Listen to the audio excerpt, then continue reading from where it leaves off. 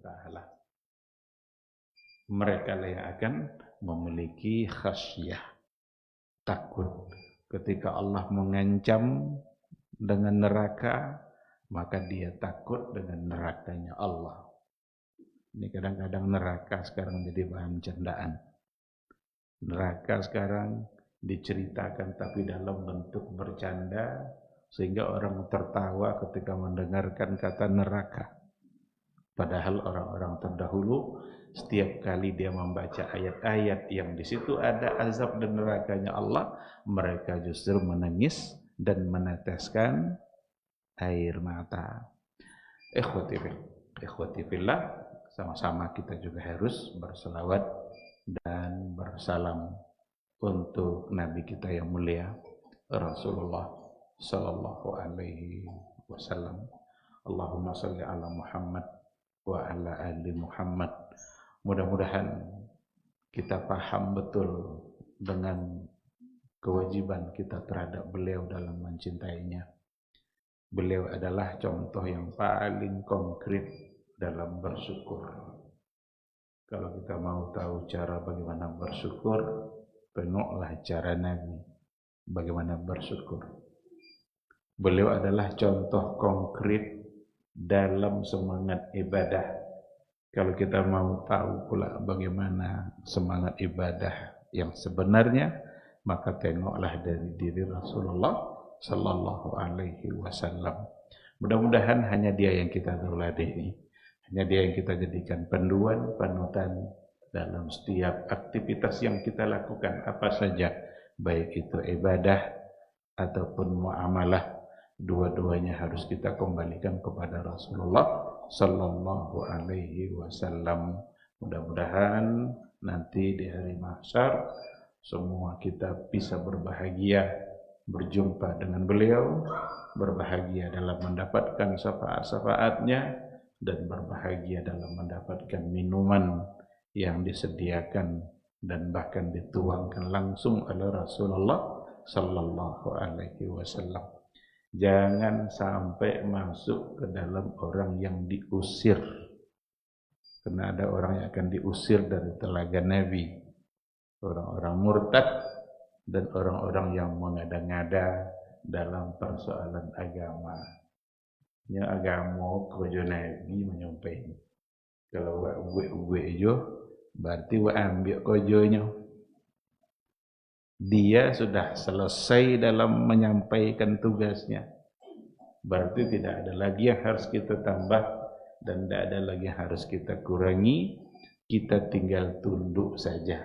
Kita tinggal ikut saja. Kalau nak membuat jo, kita khawatir jangan-jangan nanti terusir dari telaganya Rasulullah sallallahu alaihi wasallam. Tentu saja itu sesuatu yang sangat merugikan, bahkan mencelakakan kita di hari akhirat kelak. Ikhwati fillah, ma'asyiral hadirin wal hadirat, rahimani Allahu wa iyyakum. Tadi diumumkan kalau tema kita adalah tauhid. Cuma kemarin saya dihubungi oleh panitia, katanya oleh pengurus, salah satu pengurus minta berbicara tentang Ramadan. Nah, maka barangkali ada ketersinggungannya dengan tauhid, pasti. Cuma fokusnya lebih kepada Ramadan. Karena saya iyakan, maka berarti pada malam hari ini kita akan berbicara seputar Ramadan. Maka judul kita sesuai dengan yang diiklankan adalah bonus-bonus yang menggiurkan. Bonus yang menggiurkan. Biasanya sesuatu kalau di situ ada bonus itu dikejar-kejar. Kalau ada promo itu biasanya direbut peluang untuk mendapatkannya. Kalau ada janji-janji lebih dari yang seharusnya yang dia dapatkan, itu biasanya ditunggu-tunggu. Apalagi jika waktunya terbatas. Apalagi jika waktunya terbatas. Contoh, Kalau ada sebuah toko makanan, atau toko apa saja, dibuat pengumuman dah. Hari Jumat, nih yang bangun hari Jumat, dari jam 8 sampai jam 10, semua toko semua isi yang ada di toko itu diskon 80%. Atau beli satu dapat 2. Hanya 2 jam. Jam 8 sampai jam 10. Hari Jumat. Jumat besok, Jumat depan. Kira-kira bagi orang yang mengetahui itu, alun jam 8 lah tiba itu. Kenapa? Ya jam 8 mulai kalau terlambat. Dan ketika sudah sampai jam 8, ketika mereka sudah masuk ke dalam toko itu, tidak kan ada orang mencara-cara orang. Ya sampai jam 10 ya. Ada batas. Pokoknya ambillah sebanyak-banyaknya diskon. Tapi abi doang ambil kok. Itu gambaran untuk persoalan dunia. Tapi Ramadan lebih dari itu semua. Bonusnya lebih dari itu, dan waktunya juga terbatas. Maka Allah mengatakan ayyaman ma'dudat, hanya beberapa hari. Kalau tadi hanya 2 jam, dari jam 8 sampai jam 10. Ini analogi yang saya kira tidak terlalu jauh. Bisa dianalogikan seperti itu. Oleh karena itu, umat Islam memang seharusnya untuk bergembira di dalam menyambut kedatangan bulan Ramadan yang di dalamnya ada banyak bonus-bonusnya. Cuma saya ingin mengawalinya dengan sebuah pertanyaan. Jawab masing-masing. Pertanyaannya adalah, benarkah kita bergembira dengan datangnya Ramadan? Iya senang buat dan tiba Ramadan ini. Tak boleh makan, tak boleh minum. Nya gembira aja nya tapi tak puasa. Tu gembira nomor. Bila ada sambutan Ramadan makan-makan tak kena banyak orang yang hadir. Tapi pas tiba Ramadan dah. Maka pertanyaan pertamanya adalah, benar tak kita gembira dengan kedatangan Ramadan? Sekarang anggap jawabannya benar. Kau yang dalam-dalam saja, kau iyo sedoanya dah. Tak akan mungkin tak gembira, pasti gembira. Kalau memang jawabannya adalah gembira, apa yang menyebabkan kita gembira masuk Ramadan? Yang macam-macam. Ada pedagang tak sekena gembira pas masuk Ramadan. Apa betul? Alhamdulillah banyak lopek kan laku sebenarnya. Banyak cindu kan laku sebenarnya. Kalau hari biasa enggak laku pas Ramadan. Gembira enggak datang Ramadan dah? Gembira. Enggak ada salah. Jangan sangka tu enggak boleh dia cindu besar. Enggak itu makasih dah, jangan salah paham. Saya hanya ingin melihat motivasi gembira kita apa. Ada orang yang gembira datang Ramadannya bisa kodok sekosu je kawan-kawan lama. Pertama lah bukber. Hari pertama lah buka bersama je tamat-tamat SMP. Hari kedua buka bersama je sama-sama tamat SMA. Sama-sama tamat kuliah, sama-sama tamat SD. Ala nak masuk ke tuisan le alu jo salat maghrib. Hanya gembira ti datang Ramadan tu, tapi dek nak tasu je kawan lama, reuni kini banyak musibah.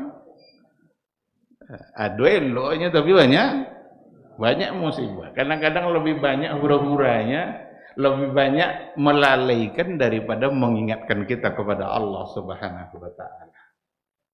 Apakah karena itu kita bergembira datang Ramadan? Ataukah memang kita bergembira dengan datangnya Ramadan karena kita mengenali hakikat dan substansi dari Ramadan itu sendiri? Inilah yang ingin saya sebut dengan bonus-bonus yang menggiurkan. Seseorang itu akan menghormati sesuatu kalau dia tahu hakikat sesuatu itu. Kita akan memuliakan sesuatu kalau tentu awak nilai sesuatu itu. Tapi kalau tidak tentu, babu lalu je. Masuk Ramadan pula Pak. Babu lalu, tapi tanpa mengetahui makna, hakikatnya, substansinya. Tidak tidak apa pun akan dapat dari Ramadan. Padahal ibadah Ramadan itu adalah ibadah yang mulia disebabkan oleh zaman. Ibadah bisa mulia pertama disebabkan oleh makan. Itu namanya syaraful makan. Mulia disebabkan oleh tempat. Tempat apa contoh? Masjidil Haram. Itu tempat namanya itu, Masjidil Haram. Ibadah-ibadah yang dilakukan di Masjidil Haram samakah dengan ibadah-ibadah di tempat yang lain? Jawabannya tidak. Kenapa tidak? Yang membuat dia menjadi mulia al-makan. Itu namanya syaraful makan. Mulia disebabkan oleh tempat.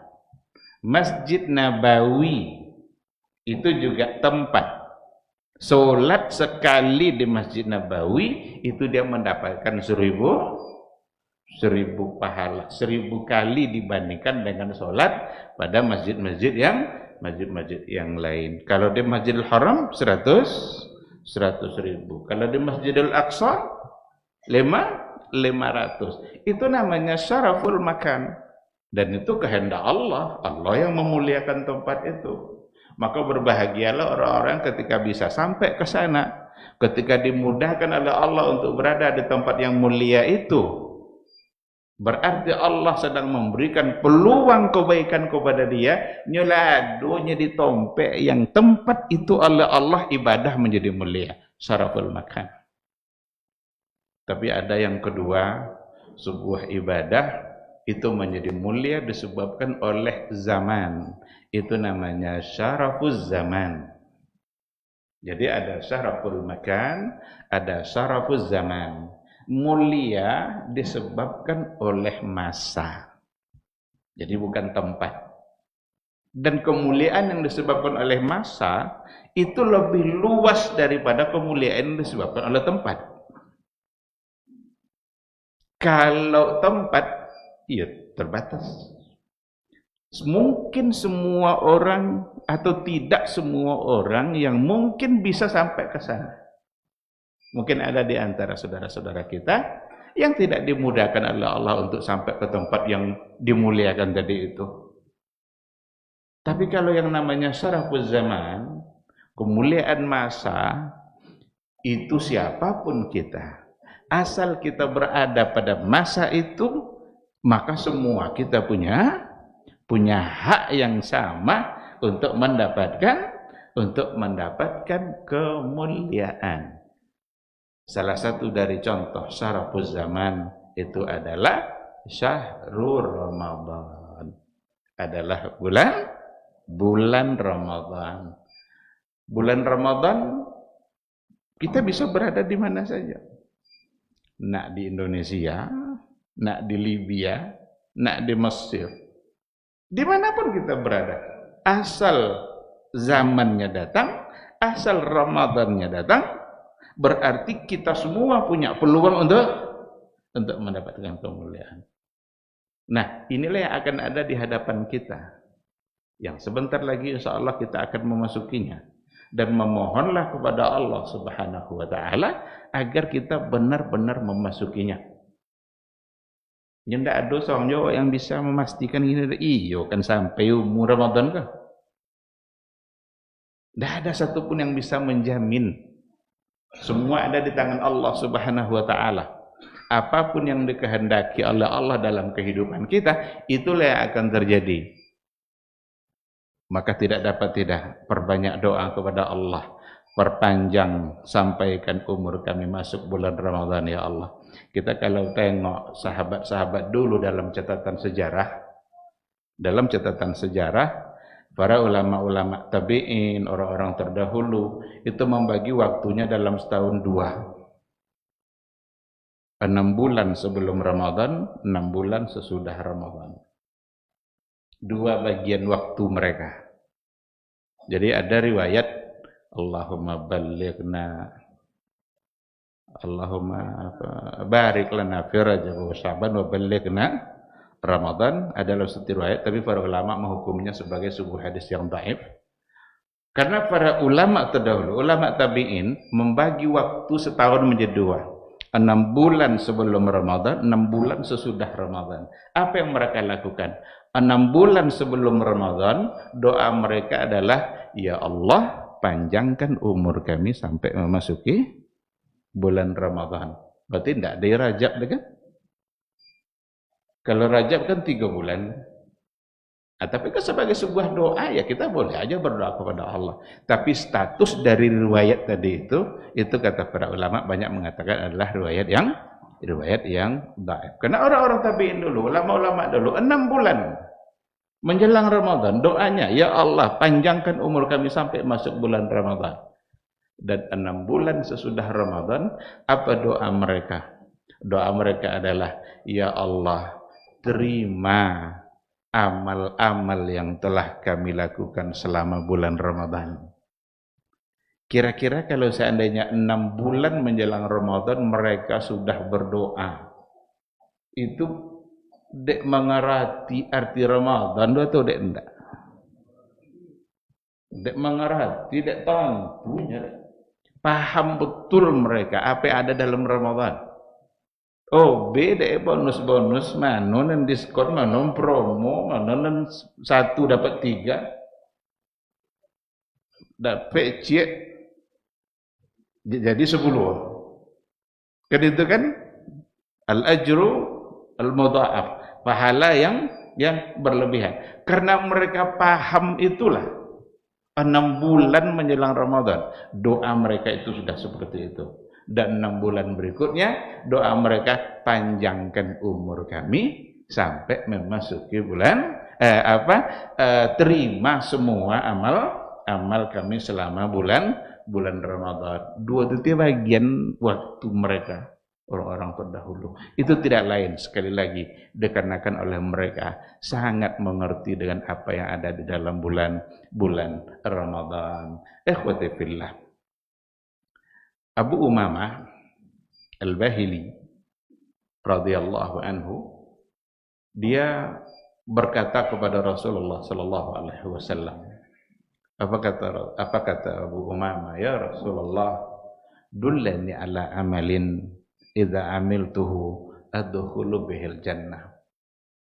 Wahai Rasulullah, tolong tunjukkan kepada saya satu amalan yang kalau seandainya saya melakukan amalan itu, maka saya bisa masuk surga.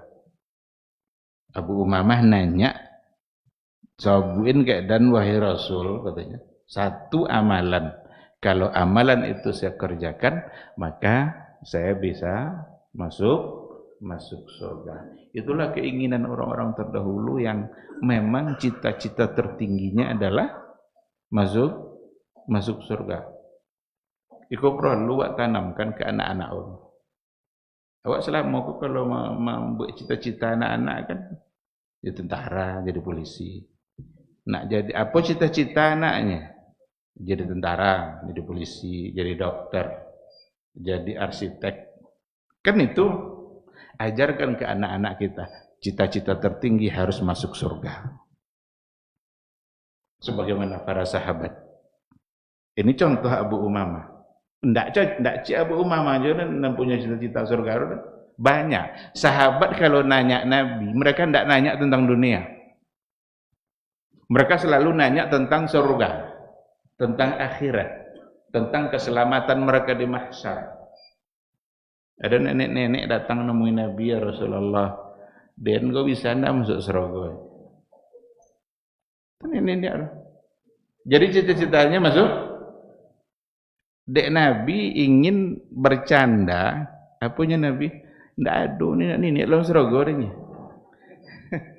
Ndak ada orang tua dalam surga. Nangis nenek tadi. Karena dikiranya jawaban Rasul itu dia tidak masuk surga. Pahinya sambil menangis.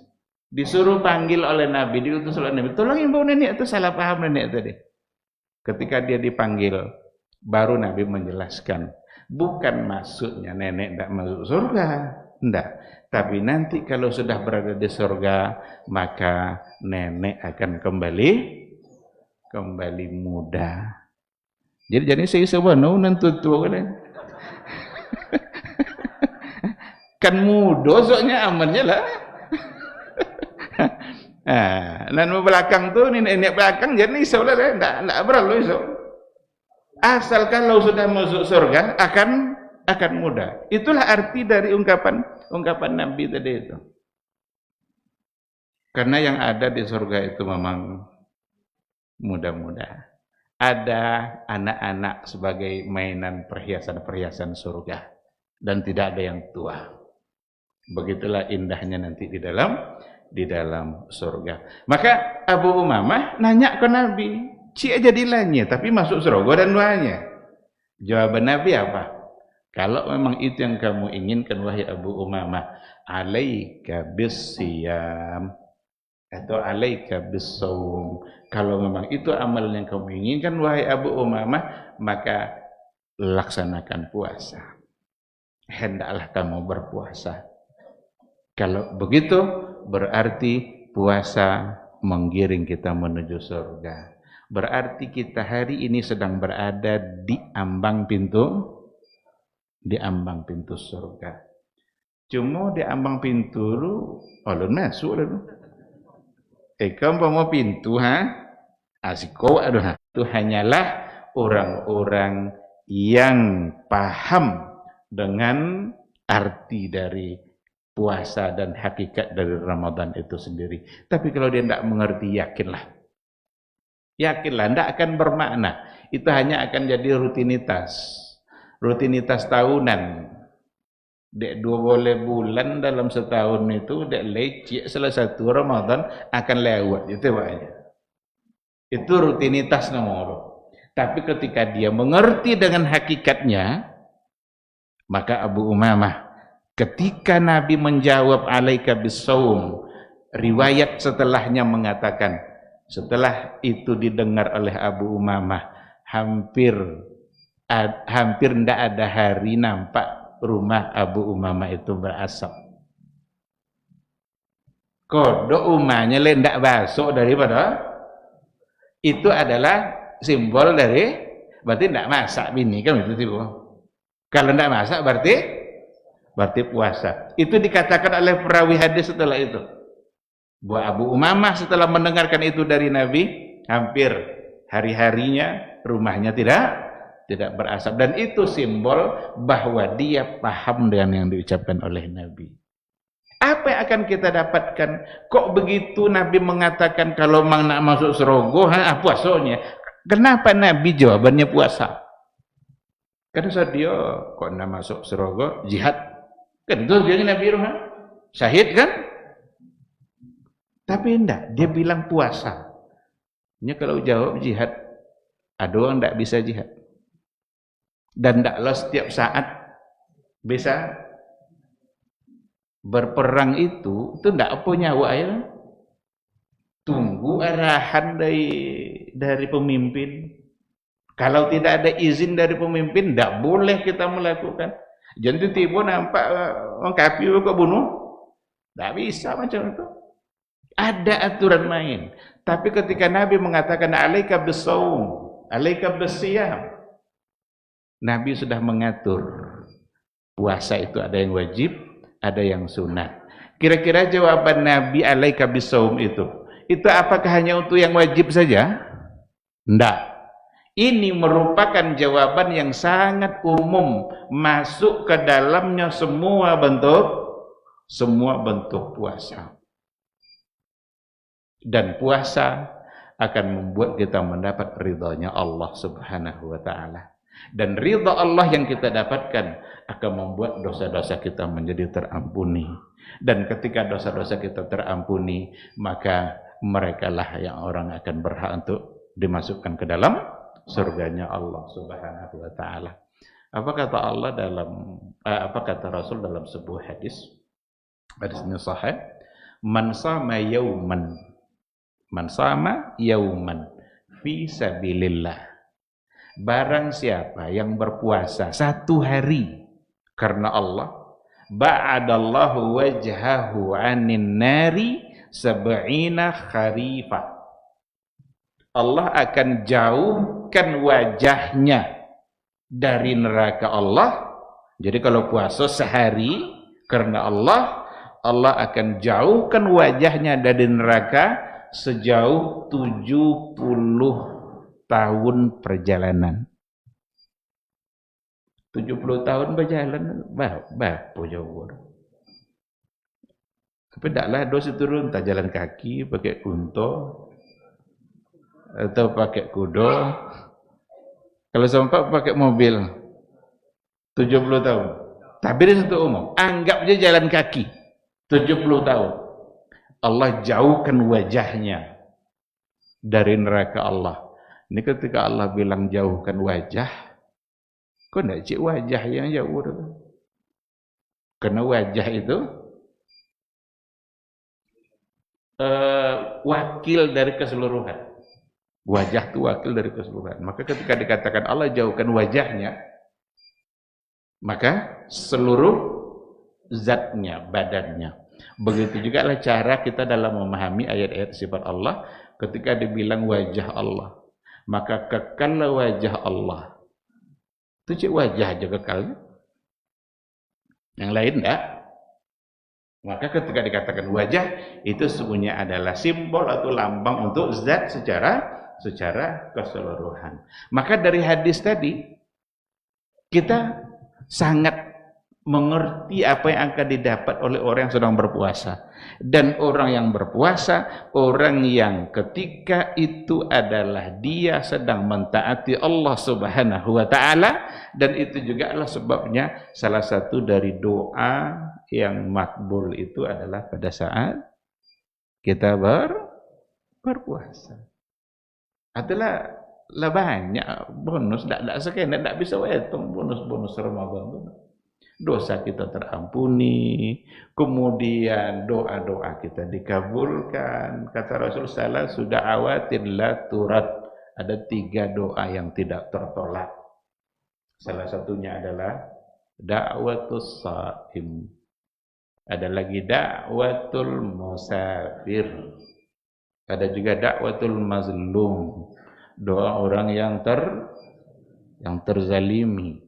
Jangan coba menzalimi orang lain. Kalau seandainya orang yang terzalimi itu mendoakan keburukan untuk kita, coba kalau Allah nanti mengabulkan doa itu, apa yang akan terjadi pada diri kita? Karena dia adalah orang terzalimi, dan doa orang terzalimi itu doa yang dekat dan tidak terhijab dari Allah Subhanahu wa ta'ala. Ikhwati fillah, ma'asyiral hadirin wal hadirat rahimani Allahu wa iyyakum. Ada sahabat bilang kepada Rasul, "Ya Rasulullah, boleh puasa ti ainya?" Hendaknya Nabi, kalau kamu ingin memperbanyak puasa, maka puasalah 3 hari setiap pertengahan bulan. Itulah yang disebut dengan ayyamul bidh. Kata sahabat tadi, "Ya Rasulullah, dan kuat lebih daripada itunya, kena dunia 3 harinya." Kalau kamu ingin lebih dari itu, maka puasalah Senin Kamis. Senin Kamis. Kalau tadi 3 hari sebulan, kalau Senin Kamis berarti jadi 8. Apa kata sahabat tadi? Saya sanggup lebih banyak dari itu ya Rasulullah. Kalau nak banyak juga daripada itu lah ininya. Puasalah sebagaimana puasanya Nabi Daud.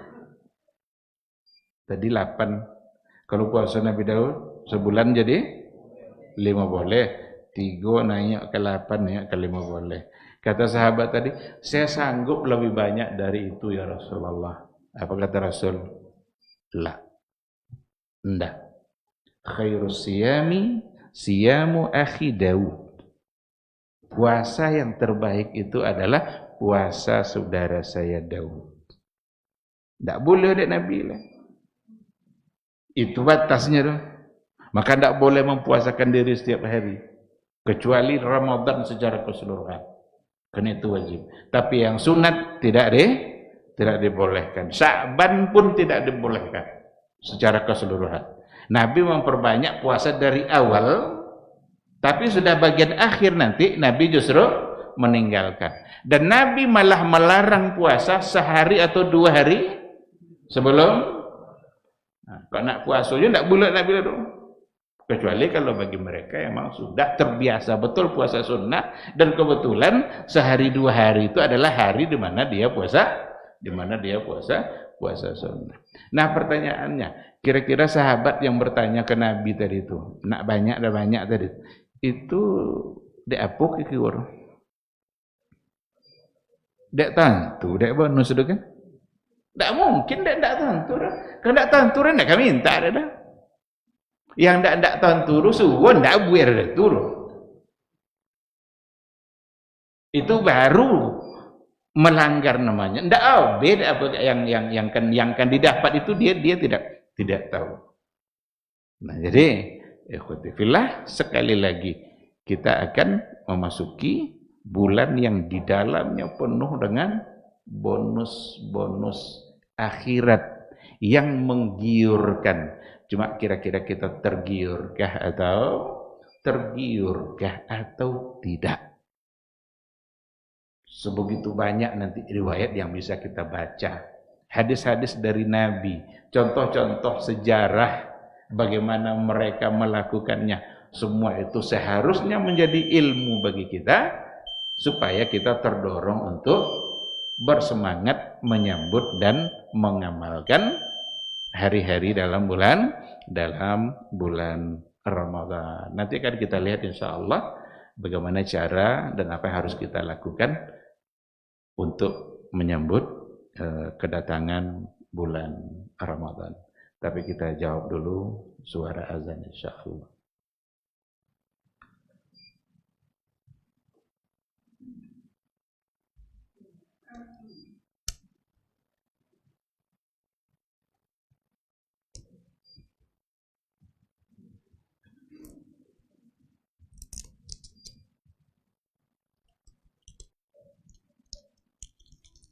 Allahu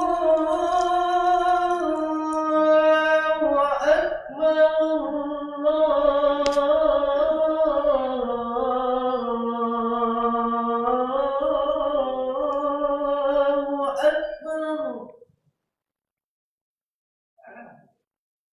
Allahu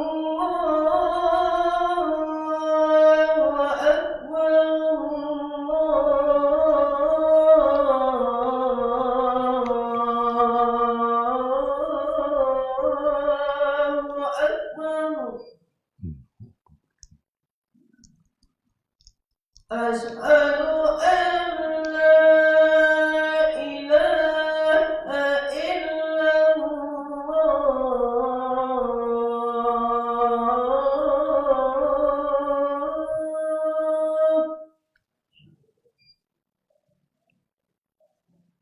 Asyhadu an la ilaha illallah.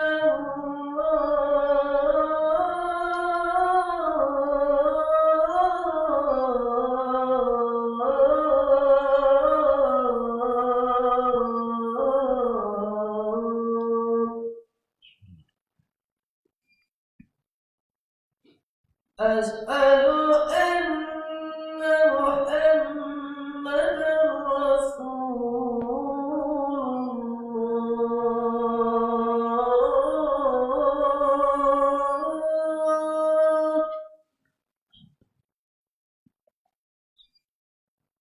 أشهد أن محمدا رسول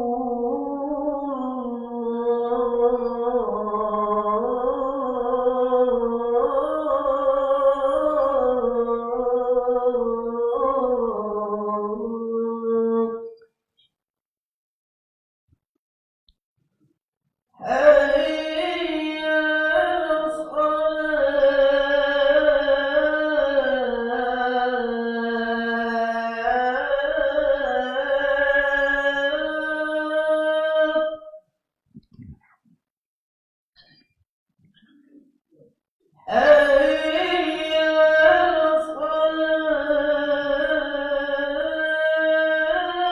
على الصلاة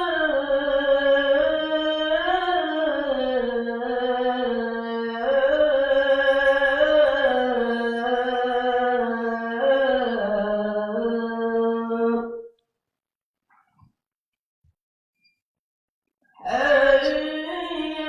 حي على الفلاح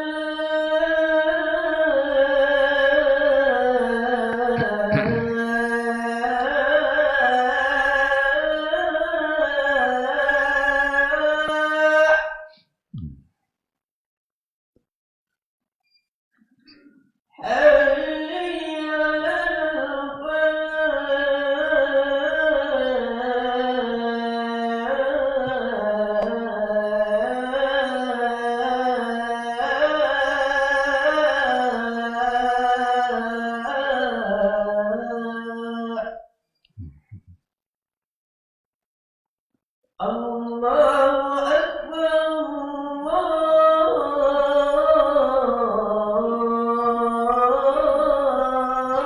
الله أكبر لا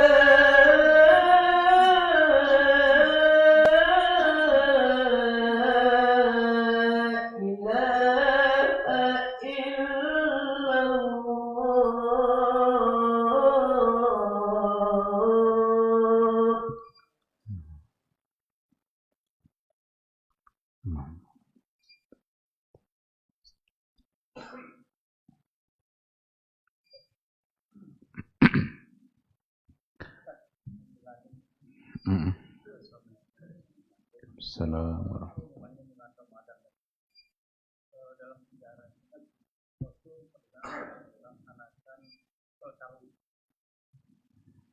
Assalamualaikum warahmatullahi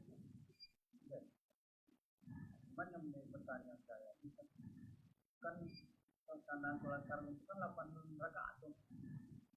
Jadi yang menjadi pertanyaan itu ayat yang baca rakaat pertama 2 sampai 8 dan ayat ya begitulah satu hari pertama, kedua dan ketiga sama. Kedua yang berapa sebetulnya pelaksanaan daripada sholat tarawih? Karena kan ada juga yang ada yang menyebut tidak, memang ada ceramah.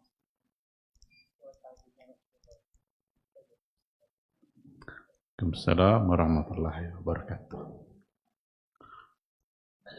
Langsung jawab enggak tuh sambung materi sekena? Sambung sekena singkat. Nanti kita balik ke pertanyaan. Sebegitu mulianya Ramadan, bismillahirrahmanirrahim. Dan sebegitu banyaknya bonus-bonus yang akan bisa kita dapatkan, maka wajar kita sambut dengan bergembira.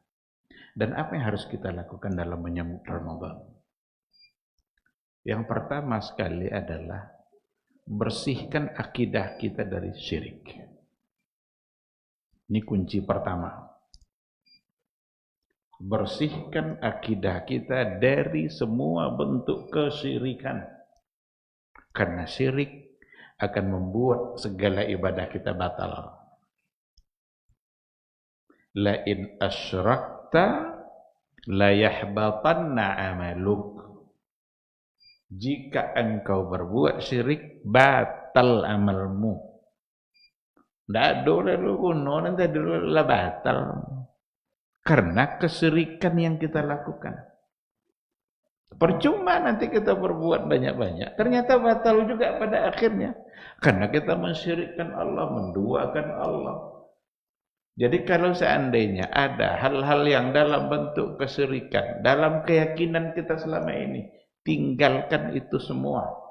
Hapus, buang jauh-jauh dalam kehidupan kita ini. Jangan sampai kita melakukan lagi hal-hal seperti itu. Bertawakal tidak lagi kepada Allah, suka cari-cari jimat, cari-cari mantra, pakai tangkal kalau ingin selamat. Lahir anak boleh selamat buat tangkal, tak ada langan. Ibu-ibu hamil boleh selamat sampai melahirkan, ada tangkal ke pinggang, bukan menopai. Itu perbuatan syirik. Dan perbuatan syirik itu menghapus amal-amal kita. Berdoa kita kepada siapa? Kita berdoa kepada Allah, hanya kepada Allah. Karena iyyaka na'bud wa iyyaka nasta'in. Hanya Engkau yang kami sembah, hanya Engkau tempat kami meminta. Berarti tidak ada tempat kita berdoa kecuali hanya meminta kepada Allah Subhanahu wa taala. Andaikan ada orang meminta kepada selain Allah, berarti dia mensyirikkan Allah dan Allah akan menjadi murka. Doa kita mintalah langsung kepada Allah. Kami banyak dosa, Pak Ustaz, malu dan semua minta kepada Allah. Orang yang banyak dosa, jika dia ketuk pintu taubatnya Allah, Allah akan menerima langsung taubatnya dan Allah akan berbangga, berbahagia, bergembira dengan taubatnya seorang mukmin. Farihallahu bi taubati 'abdi. Allah bergembira dengan taubat hambanya. Ya, ada orang tak pede, ada banyak dosa, terpaksa Cina mukiai kau dah lupa sabuk dalam doa tu, hak boleh dong, Allah Ta'ala.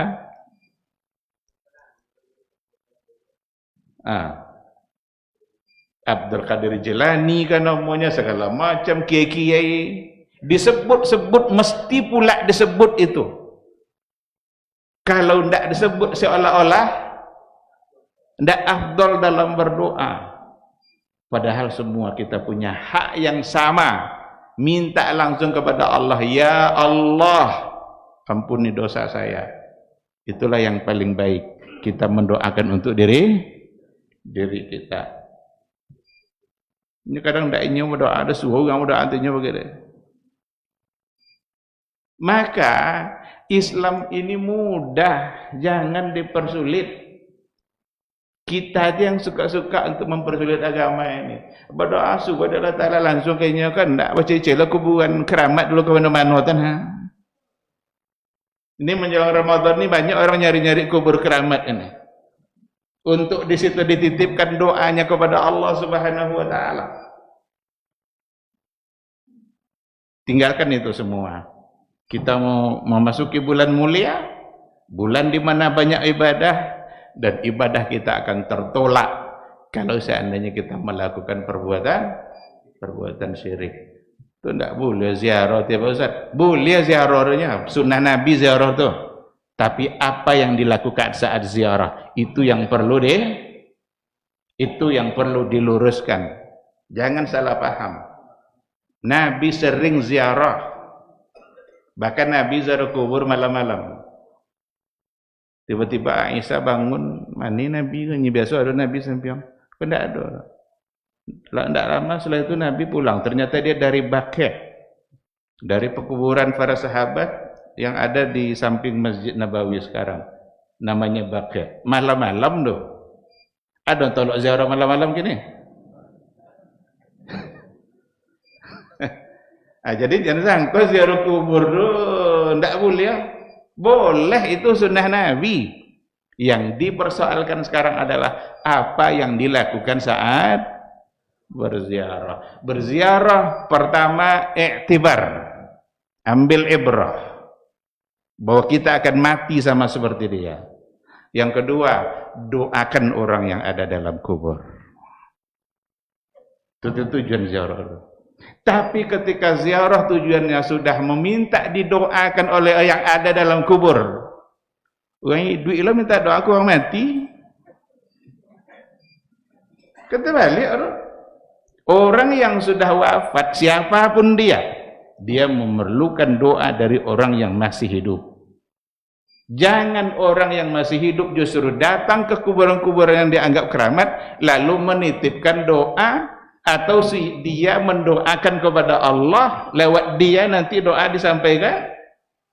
Itu sesuatu yang tidak pernah diajarkan oleh Rasulullah sallallahu alaihi wasallam. Jadi yang pertama yang harus kita lakukan, tinggalkan semua bentuk kesyirikan supaya amal kita diterima, supaya masuk surga. Wa may yusyrik billah faqad harramallahu alaihil jannah. Siapa yang syirik kepada Allah, Allah haramkan baginya surga. Surga siapa punya? Allah Ta'ala. Kininya yang mengharamkan. Betul kan masuk Pak? Bahaya tidak syirik tuh? Bahaya. Jangan tertipu dengan ajakan-ajakan orang yang ini kan ikhtilaf, ini perbedaan pendapat para ulama. Tidak, ini persoalan akidah. Ini jelas bahwa iyyaka na'bud wa iyyaka nasta'in. Tidak dapat oleh kita bimbingannya dari sahabat-sahabat Nabi, dan Nabi memang tidak pernah menyuruh untuk melakukan itu. Jangankan ke kuburan keramat, kuburan kiai, ke kuburan Nabi saja tidak boleh dilakukan seperti itu, karena tidak ada sahabat yang melakukan. Berapa banyak sahabat menghadapi masalah yang seharusnya mereka datang ke kubur Nabi, ya Rasulullah, ke masalah kami boleh masalah kami ya Rasulullah, atau tolong sampaikan ke Allah Ta'ala. Kan itu seharusnya, tapi kita tidak menemukan. Ada riwayat tapi dhaif, ketika dikatakan Umar bin Al-Khattab pada masa Umar, ada seseorang yang datang ke kubur Nabi lalu ia minta agar Nabi mendoakan hujan turun. Tetapi riwayat itu dikatakan oleh para ulama sebagai hadis yang tidak sahih. Hadis yang tidak sahih itu pula yang dipegang oleh sebagian orang-orang, khususnya orang-orang sufi dalam persoalan ini, sehingga dalam doa mereka selalu membawa-bawa nama kiai, nama-nama orang sudah meninggal, karena mereka dekat dengan Allah Subhanahu wa Ta'ala. Yang pertama, tinggalkan kesyirikan. Yang kedua, niatkan ikhlas karena Allah. Ibadah harus dengan niat, dan puasa adalah ibadah. Innamal a'malu binniyat. Sesungguhnya amalan itu hanyalah ditentukan oleh niat. Ibadah itu ditentukan oleh niat kita. Diterimakah atau tidak diterima, itu tergantung niat kita. Dikarenakan oleh puasa adalah sebagai sebuah ibadah, maka dia harus didasarkan kepada an-niyatu al-khalisah, niat yang ikhlas semata-mata hanya karena Allah Subhanahu wa Ta'ala. Puasa bukan untuk diet, puasa bukan untuk gula kuih badan kena banyak puasa. Berarti niatnya bukan untuk melaksanakan perintah Rasulullah sallallahu alaihi wasallam. Yang ketiga, perbanyak ilmu. Ibadah tidak bisa kalau tidak dengan ilmu. Apa saja ibadahnya? Mesti dengan ilmu. Sholat kalau tidak dengan ilmu gimana? Apakah sholat kita mau buat semau kita? Apa kita melakukan seenak kita saja? Harus dengan ilmu, dan ilmunya sudah selesai disampaikan oleh Rasulullah sallallahu alaihi wasallam.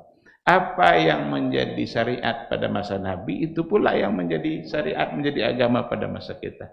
Kata Imam Malik, apa yang tidak pernah menjadi agama pada masa Nabi, maka tidak akan pernah pula menjadi agama pada masa kita dan pada masa seterusnya. Walaupun kadang sebagian menganggap itu baik.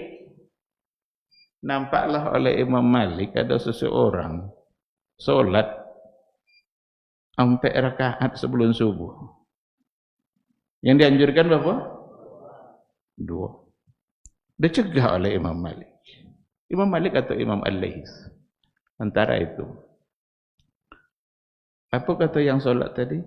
apakah saya akan diazab oleh Allah kena banyak salat? Kan ancak jawabannya codioknya di baru kan? Ngapu angganya Imam Malik. Wangi Allah keuangannya. Apa katanya? Apakah saya akan disiksa kena banyak salat? Apa jawaban Imam Malik? Engkau tidak akan disiksa kena banyak salat, tapi engkau diazab oleh Allah karena menyelisihi Rasulnya. Jadi ndak dek banyak salat, doa aku nak ada. Dek awak mau buat sesuatu ndak sesuai dengan yang disuruh Nabi. Nya duonya yang sunat fajar dua. Tahu ampe sesuai dah. Itu diantaranya akan terusir nanti dari telaganya Rasul. Nya dua sebut dah. Nah, berarti ada ilmu di situ. Kita mesti kerjakan dengan ilmu, tidak bisa. Dan ilmunya, kalau soal ibadah, tentu kita kembali kepada al-abdus salih yang satu ini.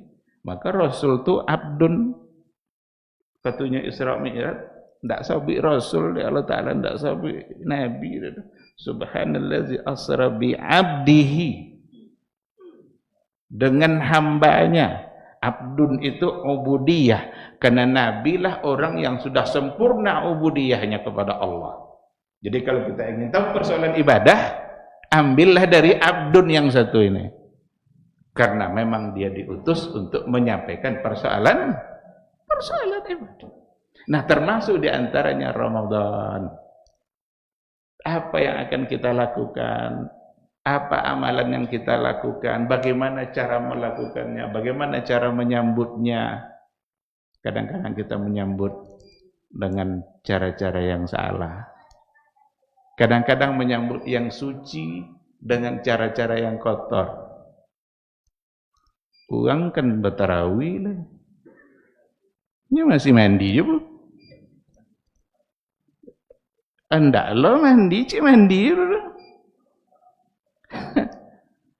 Bahanang-anang jantan betina. Menyambut Ramadan dengan cara yang suci. Jadi kalau dulu ada waktu kanak-kanak ngaji kan, baduo dateban, akhirnya batigo dateban. Kan dulu kalau yang lah tua sekarang beda itu dulu, yang muda-muda dah beda. Aduo datean, aduo bawain kan, dateban. Akhirnya batigo dateban gini. Betul hebat ini oleh pada orang dulu. Menyambut Ramadan dengan cara-cara yang justru di dalamnya ada maksiat. Siapa nyuruh cerita? Kadang kalau awak sabut macam nak, awaklah kena wangi begitu. Sangka awak anda ikut perkembangan zaman. Aku penggembiranya kan ada hadis Pak Ustaz ni. Man fariha bidukhuli Ramadan. Siapa yang bergembira dengan masuknya Ramadan? Aku kan gembira kan makanya. Itu kan memahami hadis apa nyawa itu. Jadi semaunya saja. Bergembiralah, tapi dengan cara yang syar'i, bukan dengan cara yang salah. Maka mesti ada ilmu. Nah, ini beberapa hal dalam menyambut Ramadan, dan yang tak kalah juga sering diingatkan dalam buku-buku bisa kita tengok pada ulama juga. Kita juga perlu untuk mempersiapkan harta. Karena Ramadan itu banyak bonusnya. Salah satu dari bonusnya ada pada sisi harta. Orang yang memberikan perbukaan kepada orang berpuasa, dapat adanya pahala yang puasa tadi. Inya puasa juga berarti ada pahala. Pahala memberi orang berbuka dapat pula pahala dia tanpa mengurangi jatah pahala orang yang berpuasa itu sendiri.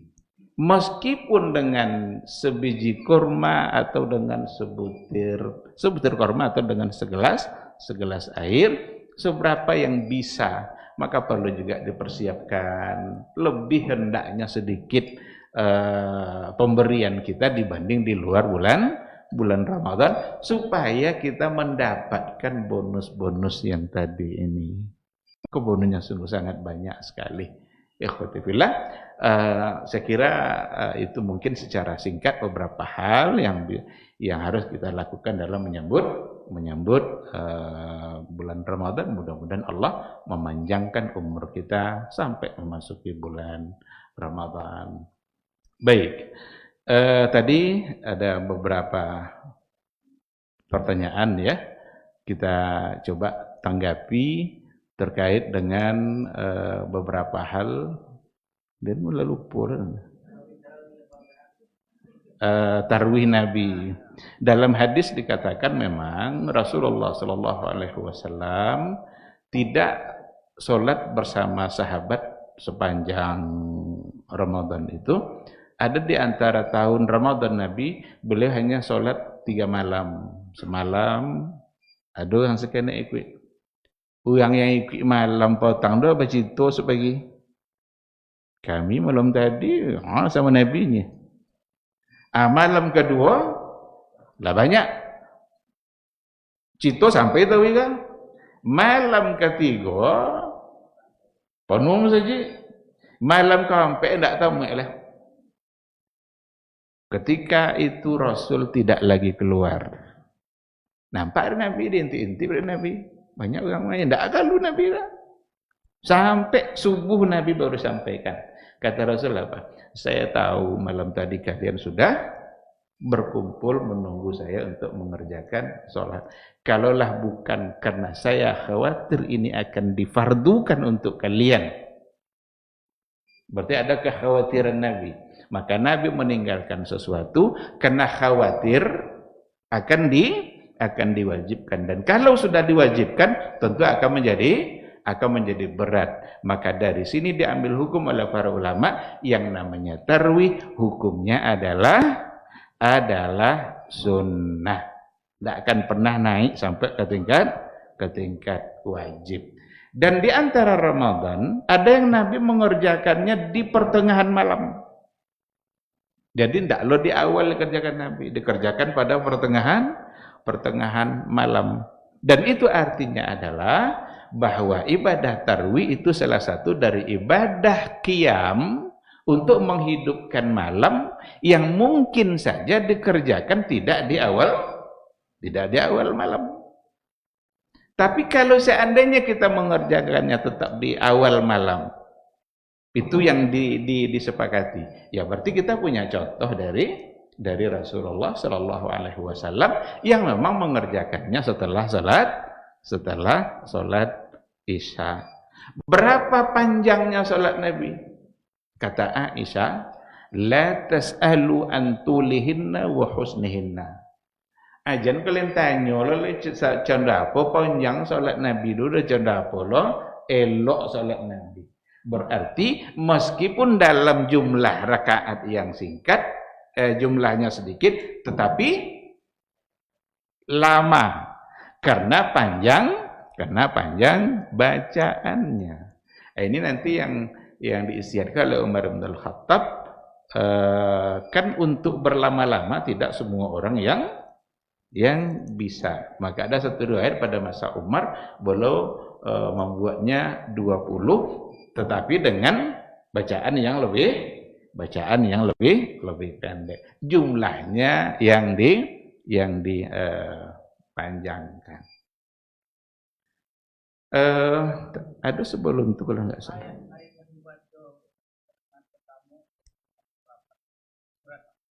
Oh, wallahu alam. Saya tidak pernah membaca riwayat apa yang dibaca oleh Nabi, surat apa.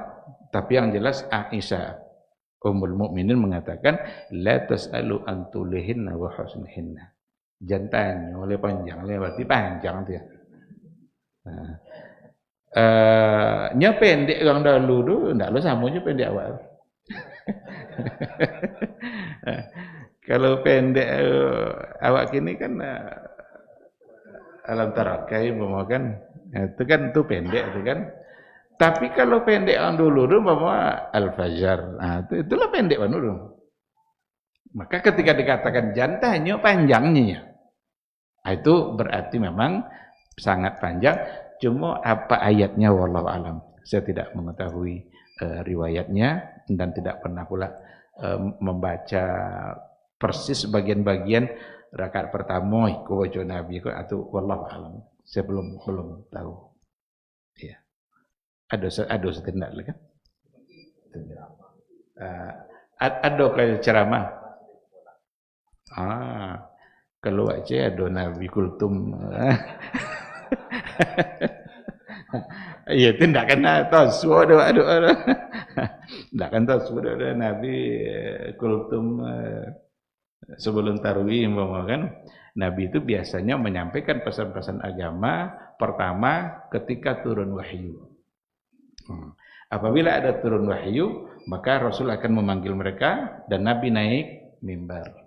Yang kedua, ketika Nabi melihat ada kesalahan-kesalahan yang dilakukan oleh para sahabat dan dia ingin mengoreksi kesalahan itu, maka dia akan mengumpulkannya.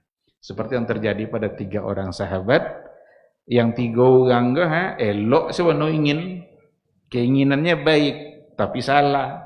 Itulah tandanya bahwa baik saja tidak cukup dalam beragama, mesti sesuai dengan panduan Nabi. Apa kata yang pertama? Dayan kan puaso tiai ndak akan berbukurnya. Puaso tapi. Kata yang satu lagi, saya akan sholat malam, ndak akan tidur. Pokok sholat malam sampai subuh. Dan yang ketiganya, saya tidak akan menikah dengan perempuan manapun karena saya ingin fokus dalam beribadah. Kan tujuannya elok saudara kan untuk ibadah. Nabi mengumpulkan para sahabat dan Nabi naik mimbar. Disitulah Nabi menyampaikan pesannya. Ma balu qaumin yaquluna kadza wa kadza. Ada kaum yang bilang begini kata Nabi. Innama ana akhsyakum wa atqakum. Saya ini orang yang lebih bertakwa dari kalian, lebih takut kepada Allah daripada kalian semua. Saya salat malam tapi saya tidur. Saya puasa tapi saya berbuka. Dan saya juga menikah dengan wanita-wanita. An-nikahu sunnati faman raghiba an sunnati falaysa minni. Nikah itu adalah sunnahku dan siapa yang benci sunnahku berarti bukan bagian dari golonganku. Nah, maka ketika ada hal yang ingin dikoreksi Nabi, maka Nabi menyampaikan. Apakah ada? Wallahu alam. Kalau memang ada wahyu, berarti Nabi akan menyampaikan. Mungkin tujuannya beliau ambil kultum sebelum tarawih ini akan bid'ah diburu kan itu. Hanya itu sebenarnya nak tanya tadi lucu. Tadi tidak itu makasih tadi. Andaikan kultum dijadikan sebagai sebuah rangkaian yang mesti ada dan tak terpisah dari tarawih, berarti salah. Salah? Kalau dianggap itu sebagai sesuatu yang harus ada dan tak terpisah, sabilah gak akan tak ada Tuhan, tak abdul tarawih adanya, tak bisa. Itu kita sudah menetapkan sebuah hukum. Cuma kenapa ada? Karena mengambil momen. Orang biasanya sholat isya di waktu Ramadan itu lebih banyak dari sholat isya di luar Ramadan.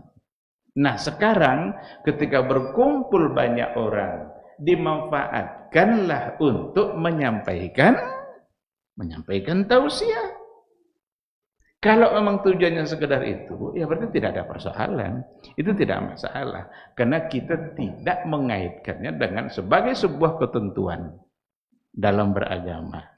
Jangan sampai ada lo keyakinan kalau tidak ada umpama kultum, berarti qiyamnya malam itu kurang afdal, umpama tarwihnya mau kurang afdal. Berarti itu sebagai satu pemahaman yang salah. Tapi sekedar mengambil momen, maka insya Allah tidak mengapa. Wallahu subhanahu wa ta'ala alam. Sebentar.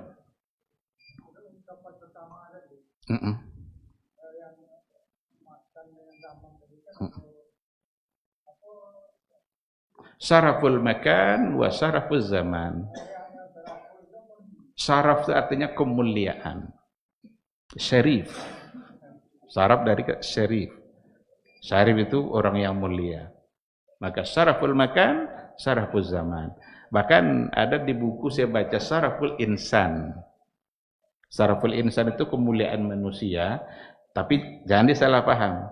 Yang dimaksud Saraful Insan di sini maksudnya kita sebagai umat Nabi Muhammad sallallahu alaihi wasallam memang ada kemuliaan-kemuliaan tersendiri dibanding umat yang lain.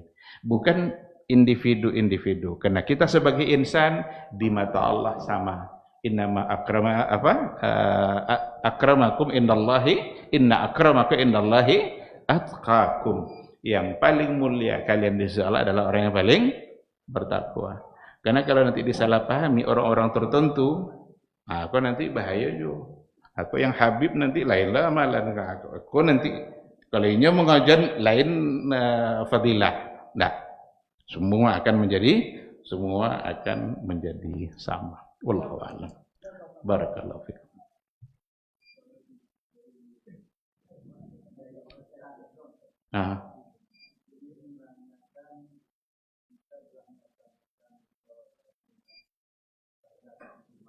Iya.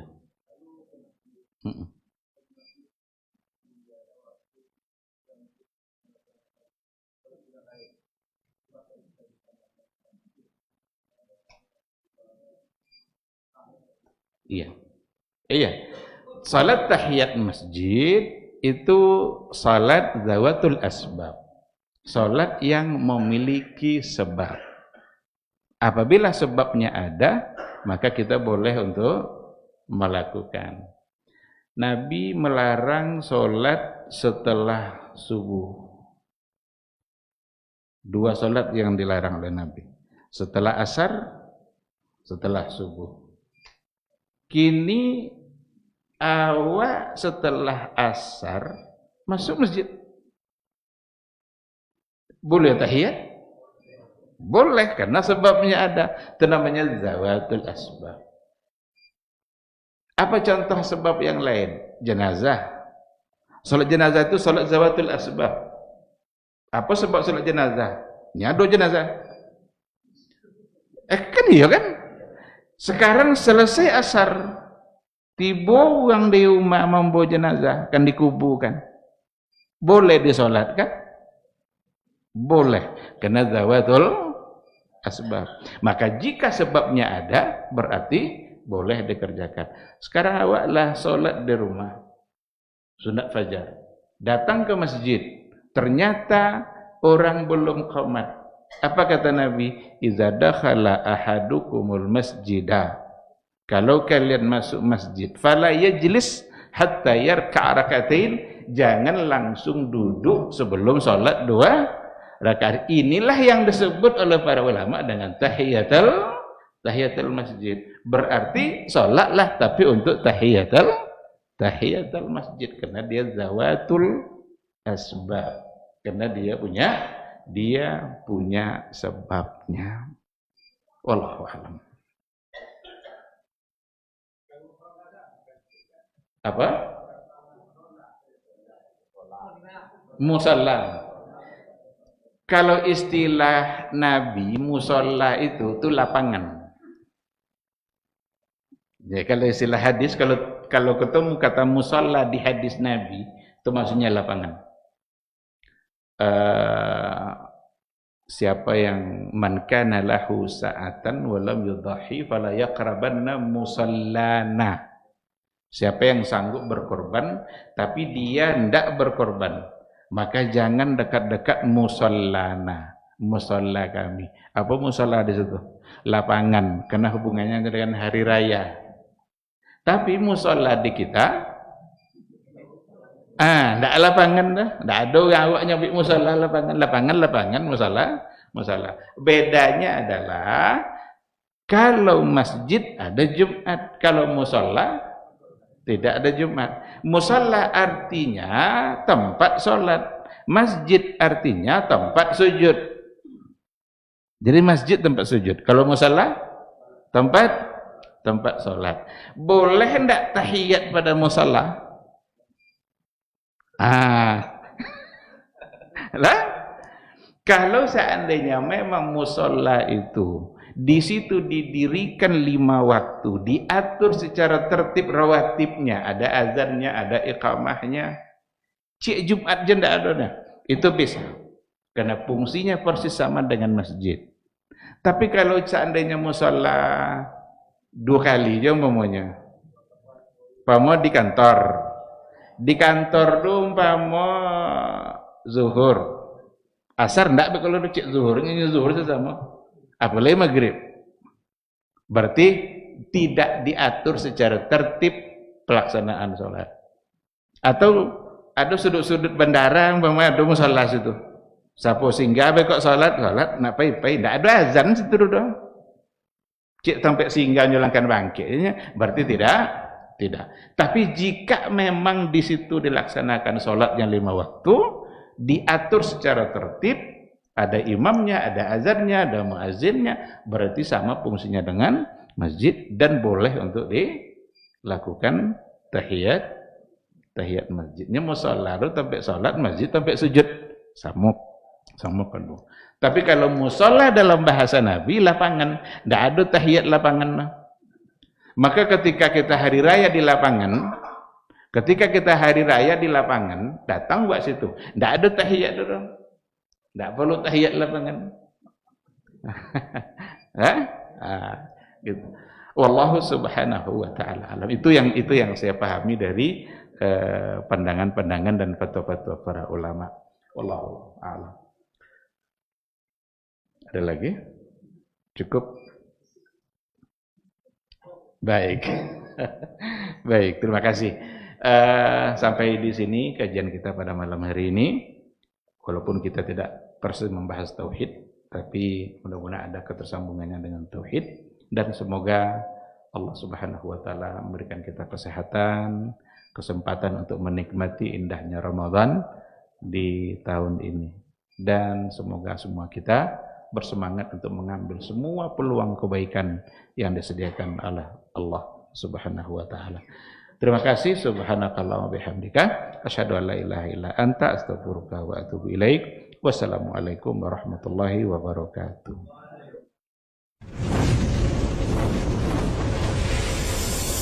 Baba TV Sunnah, belajar agama baru alim.